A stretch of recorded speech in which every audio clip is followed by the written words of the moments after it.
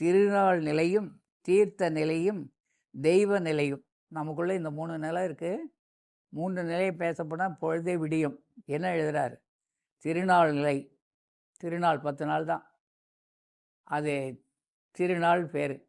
திருன்னா நான் முன்னமே சொல்லியிருக்கேன், யாராலும் உருவாக்க முடியாத, யாராலும் அழிக்க முடியாத, எனக்குள்ளும் உங்களுக்குள்ளும் இருக்கின்ற இந்த ஆன்மாவுக்கு தான் திருன்னு பேர். அந்த திரு தான் என்னை பேச வைத்து கொண்டிருக்கிறது. அந்த திரு தான் உங்களுக்குள்ளிருந்து கேட்க வைத்து கொண்டிருக்கிற ஒரு பொருள் திரு.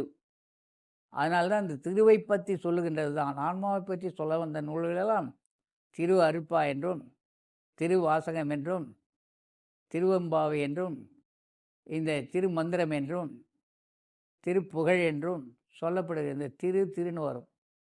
அதெல்லாம் நமக்குள்ளே இருக்கிற திருவை சொன்னது தான். அப்போது திருன்னு விழிக்காமல் இருக்கிறதுக்கு அந்த நூல்களை பார்த்தா நம்ம விழிக்க வேண்டிய அவசியம் இல்லை.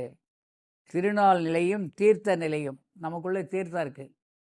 முறையாக தீர்த்தமாட நமக்கு தெரியல. இல்லைங்க, எனக்கு தெரியும். முதல்ல போனால் கோயில் குளத்தில் தான் குளிக்கணும். அது குளிக்கும்போது சில வழிமுறைகள்லாம் சொல்லியிருக்காங்க.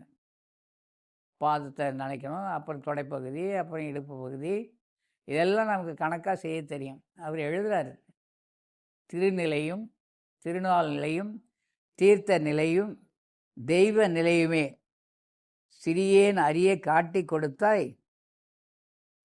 வள்ளலார் எழுதுகிறார், தெரித்தாய் எனக்கு எல்லாமே தெரிவித்தா அந்த வேத கலையுமே. என்ன கலை? வேத கலை.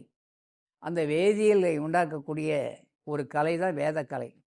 அதை தான் நெற்றிக்குள்ளே இருக்கின்ற அந்த நீர் உயர்ந்த நீர், அதுதான் வெண்மையான நீர், அதுதான் வெந்நீர். வெந்நீர் நம்ம கொதிக்க வைக்கிற தண்ணி இல்லை, வெண்மையான நீர். நீர் பூத்த நெருப்பு போல் உள்ள நெருப்பு இருக்குது, மேலே நீர் இருக்குது. அந்த நீரை பற்றி தான் நிறைய பேசியிருக்காங்க, நிறைய பார்த்துருக்காங்க.